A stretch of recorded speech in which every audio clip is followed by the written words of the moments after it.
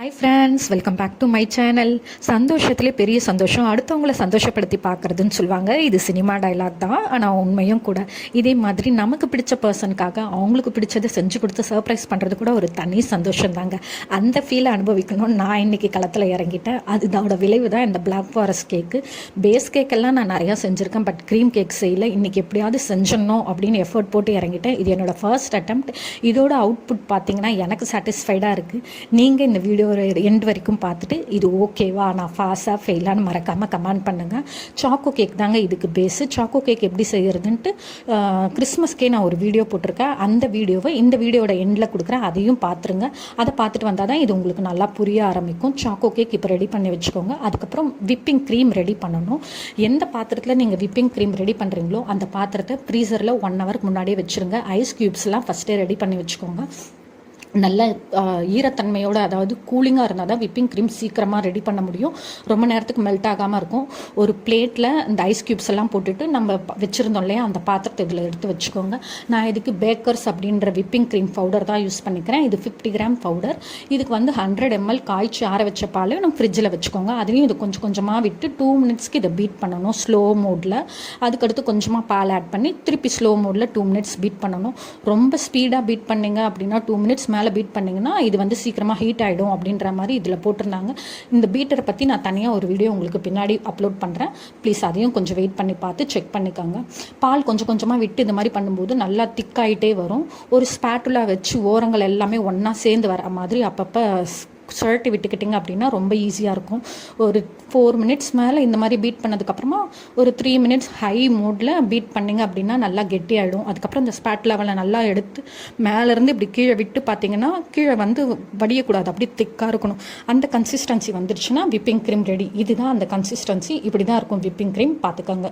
அதுக்கடுத்து இந்த choco cake எடுத்து வச்சுருக்கீங்களா, அதில் மேலெல்லாம் பார்த்தீங்கன்னா நல்லா உப்பி இருக்குது. இது மாதிரி இருந்தால் சமன்படுத்த முடியாது. ஸோ அது மேலே இருக்கிறதெல்லாம் லைட்டாக கட் பண்ணி எடுத்து அதை ஒரு மிக்சர் ஜாரில் போட்டு தூள் பண்ணி வச்சுக்கோங்க. அது ஃபைனலாக நம்ம டெக்கரேட்டிங் பண்ணுறதுக்காக யூஸ் பண்ணிக்கலாம். அதுக்கப்புறம் சின்னதாக இருக்குது, இது கேக் சின்னதாக இருக்குனால நான் 2 லேயராக அதை ஈவனாக கட் பண்ணிக்கிறேன். அந்த மாதிரி கட் பண்ணிக்கோங்க. நல்லா ஸ்பான்ச்சியாக இருக்கணுன்றதுக்காக சுகர் சிரப் ரெடி பண்ணிக்கினேன். பவுடர் சுகரில் கொஞ்சமாக தண்ணி யூஸ் பண்ணி கலக்கிட்டு லம்ப் இல்லாமல் கலக்கி வச்சுக்கிட்டேன். அதான் சுகர் சிரப். இதெல்லாம் கட் பண்ணி தனியாக எடுத்ததுக்கப்புறமா நான் கீழே இருக்கிறதையும் தனியாக 2 லேயராக கட் பண்ணிட்டேன். கட் பண்ணதுக்கப்புறமா அந்த ஒரு லேயர் மேலேயும் இந்த சுகர் சிரப்பை கொஞ்சம் கொஞ்சமாக அப்ளை பண்ணி எல்லா பக்கமும் வரா மாதிரி ஸ்ப்ரெட் பண்ணிக்கோங்க. அப்போ தான் எல்லா இடமும் ஊறி சாப்பிடும்போது ரொம்ப சாஃப்டாக ஜூஸியாக நல்லா டேஸ்டியாக இருக்கும். அந்த மாதிரி கட் பண்ணதுக்கப்புறமா அது மேலே விப்பிங் க்ரீம் அப்ளை பண்ணுங்கள். நான் ஃபர்ஸ்ட் டைம் செய்கிறனால எந்த டூல்ஸை எப்படி யூஸ் பண்ணுறதுன்னு தெரியாமல் அப்படியோ பண்ணி அவுட்புட்டை ஃபைனலாக கொண்டு வந்துட்டேன். பட் பின்னாடி பண்ண எப்படி பண்ணணும்னு ஒரு ஐடியா நான் நல்லத்தனமாக ஒரு வீடியோ போடுறேன். இந்த வீடியோ குவாலிட்டி கொஞ்சம் கம்மியாக தான் இருக்குது, எனக்காக அட்ஜஸ்ட் பண்ணிக்கோங்க ஃப்ரெண்ட்ஸ் ப்ளீஸ். இப்போ பவுடர்லாம் ரெடி பண்ணி வச்சுக்கிட்டேன், கட் பண்ணியும் எடுத்து வச்சுக்கிட்டேன். இப்போ நான் எப்படி பண்ணுறதுன்றது இதை பார்க்கும்போதே உங்களுக்கு தெரியும். சுகர் சிரப்லாம் ரெடி பண்ணி முடிச்சிட்டேன். இப்போ அந்த பேஸ் கேக் மேலே அந்த பேஸ் வச்சுருங்க. அது மேலே லைட்டாக விப்பிங் க்ரீம் அப்ளை பண்ணிக்கோங்க. Most of whipping cream ready பண்ணதுக்கப்புறம் கூட ஒரு 1 ஹவர் இல்லைனா 45 மினிட்ஸ் திருப்பி ஃப்ரீசரில் வைக்கணும். நீங்கள் எப்போ இந்த விப்பிங் க்ரீம் அப்ளை பண்ணுற ஸ்டேஜ் வருதோ அந்த டைமில் விப்பிங் க்ரீமை ஃப்ரீசர்லேருந்து எடுங்க. வெளியிலே இருந்ததுன்னா சீக்கிரமாக மெல்ட் ஆகிடும். ஸோ ப்ளீஸ் இதை கம்பல்சரி ஃபாலோ பண்ணுங்கள். இதுக்கு மேலே நல்லா ட்ரேயில் அப்ளை பண்ணிவிட்டு இதுக்கு மேலே அந்த பேஸ் கேக்கை வச்சு சுகர் சிரப்லாம் அப்ளை பண்ணுறேன். அப்ளை பண்ணதுக்கப்புறமா இந்த விப்பிங் க்ரீமை ஒரு கோட்டிங் அது மேலே நல்லா போட்டு ஒரு நல்லா ஸ்ப்ரெட் பண்ணி விட்டுக்கோங்க. கத்தியை யூஸ் பண்ணிக்கிட்டிங்கன்னா கொஞ்சம் ஈவனாக வரும். இந்த டூல்ஸ் எல்லாமே நான் மீஷோவில் காம்போ ஆஃபரில் தான் பர்ச்சேஸ் பண்ணியிருந்தேன்.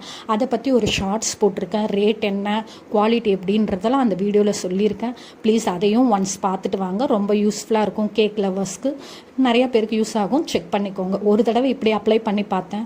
அடுத்த தடவை நமக்கு அந்த பைப்பிங் பேக் கொடுத்துருக்காங்க, எல்லாத்தையும் யூஸ் பண்ணணுன்ட்டு ஒரு டம்ளரில் பைப்பிங் பேக்கை வச்சு அது மேலே இந்த விப்பிங் க்ரீம் எல்லாம் போட்டு நல்லா நம்ம மருதாணி அப்ளை பண்ணுற மாதிரி கோன் ரெடி பண்ணி அதை ஒரு கோட்டிங் போட்டேன்.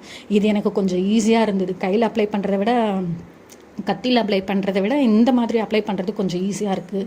ஈவனாக ஸ்ப்ரெட் பண்ணி விட்டுட்டிங்க அப்படின்னா அந்த ஓரங்கள்லாம் கூட அவுட்லைன்லலாம் கூட கொஞ்சம் கொஞ்சமாக க்ரீம் அப்ளை பண்ணி லைட்டாக ஸ்ப்ரெட் பண்ணிக்காங்க. அப்புறமா நான் அந்த வீடியோவில் காமிச்சிருப்பேன் சில யூட்டென்சில்ஸ் டெக்கரேட்டிங்காக. அதில் எதையாவது ஒன்று எடுத்து இந்த மாதிரி ஓரங்களில் பண்ணி அட்ஜஸ்ட் பண்ணிக்கிட்டே இந்த ரொட்டேட்டிங் ட்ரே வச்சு ரொட்டேட் பண்ணிங்கன்னா ஓரளவுக்கு சமனாகிடும். அதுக்கப்புறம் ஒரு நோஜல் உங்களுக்கு எந்த டிசைன் பிடிக்குதோ அந்த டிசைனில் விப்பிங் க்ரீம் அப்ளை அந்த நோஜலை மாற்றிட்டு அது மேலே லைட்டாக அழகாக ரவுண்ட் ஷேப்போ இல்லை வேறு ஏதாவது பூ ஷேப்போ அது மாதிரி டெக்கரேட் பண்ணிக்கோங்க. எனக்கு ரவுண்டு தான் ஈஸியாக வந்துச்சு. அது மாதிரி பண்ணிவிட்டு ஃபைனலாக செரி பழம் கடையிலேருந்து வாங்கி வச்சுருந்தேன். அதையும் அழகாக வச்சுட்டு நம்ம ஆல்ரெடி ஒரு பவுடர் ரெடி பண்ணி வச்சுருந்தோம் இல்லைங்களா, அந்த மேலே இருக்கிற லேயர்லாம் எடுத்துட்டு அதெல்லாம் அந்த ஓரங்கள் மேலே அந்த மாதிரி தூவி விட்டுட்டிங்க அப்படின்னா நம்மளோட homemade eggless black forest cake ready. அதுக்கப்புறம் அந்த டூல்ஸ்லேயே ஹாப்பி பர்த்டே அப்படின்னு ஒரு டேக்கை கொடுத்துருப்பாங்க. அதையும் மேலே வச்சு அழகு பார்த்துருங்க. என்னோடய ஹஸ்பண்ட் பர்த்டேக்காக தான் நான் இதை எஃபர்ட் போட்டு செஞ்சேன். அவர் ரொம்ப ஹாப்பி ஆகிட்டார்.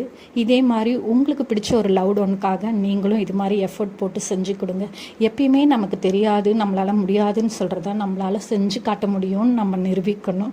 அதோட எஃபெக்ட் தான் இது. என்னால் செய்ய முடியும்னு நானாக நினச்சி நானாக எஃபர்ட் போட்டு பண்ணது தாங்க இது. நீங்களும் இந்த மாதிரி எஃபர்ட் போட்டு தயவு செஞ்சு ஒன்ஸ் எதனா ஒன்று இதுன்னு இல்லை எதையாவது ஒன்று செஞ்சு பாருங்கள். உங்களால் முடியாதது எதுவுமே இல்லை. நீங்கள் நல்லா லேர்ன் பண்ணிக்கிட்டீங்க அப்படின்னா உங்கள் லவ்டு ஒன்றுக்கு என்ன பிடிக்குதோ அதை நீங்களே செஞ்சு கொடுத்து அந்த ஃபீலை நீங்களும் அனுபவிக்கலாம். தேங்க்ஸ் ஃபார் வாட்சிங்.